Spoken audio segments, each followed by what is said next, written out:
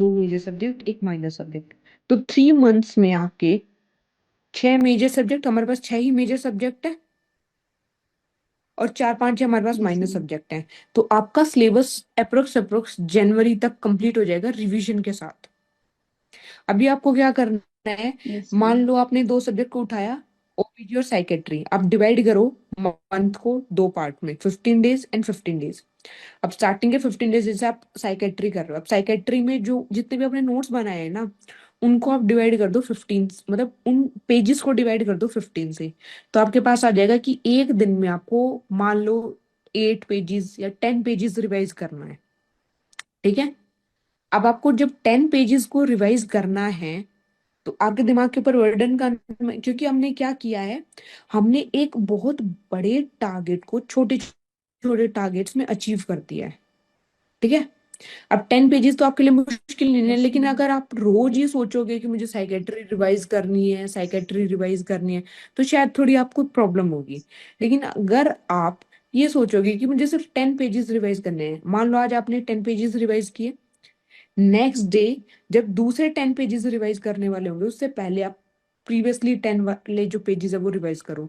तो ऐसे क्या होगा, जो डे 1 में आपने पढ़ा है और जो डे 10 में आपने पढ़ा है, जो जो डे 10 होगा उसमें आप डे 1 वाला 10 टाइम्स रिवाइज कर चुके होगे। तो आपका रिवीजन बहुत मैम। अच्छा हो जाएगा।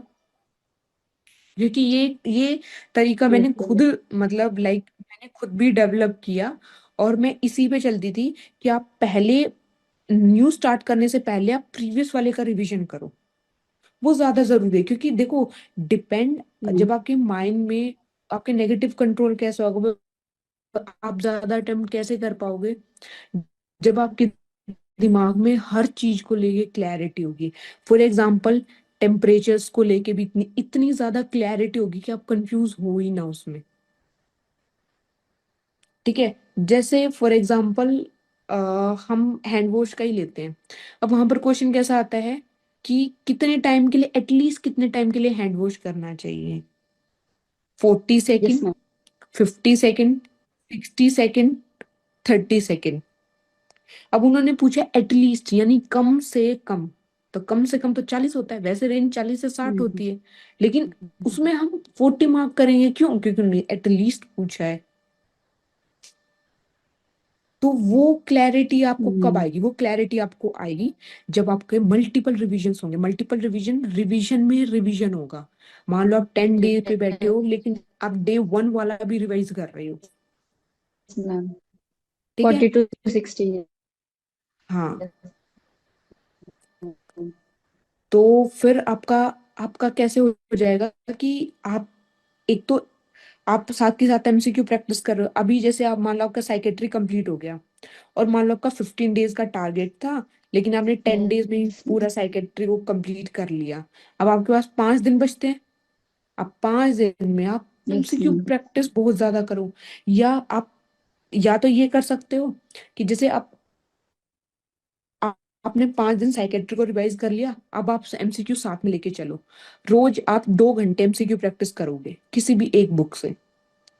स्टार्टिंग में जब एमसीक्यू ओके प्रैक्टिस मैम। करोगे, तो आपको कैसे अप्रोच करना है कि आपको क्वेश्चंस को 2 बार पढ़ना है, 2 बार ऑप्शंस को पढ़ना है, और कोशिश करना है एलिमिनेशन टेक्निक को यूज करने की।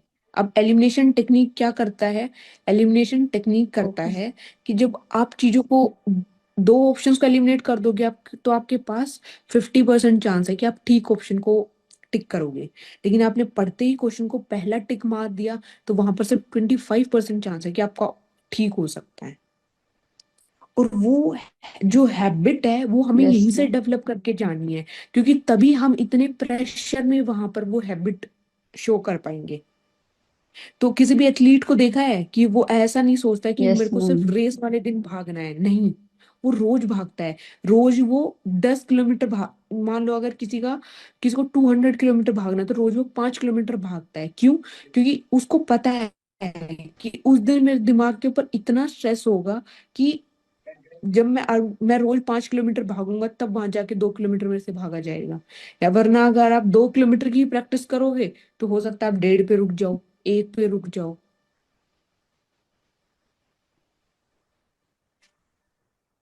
तो यस जब मैम। आप जी जब बेसिक बुक भी कर रहे हो और यही अप्रोच आप यूज करोगे, तो मैक्सिमम चांस है कि आप वहां भी यही अप्रोच यूज करोगे, क्योंकि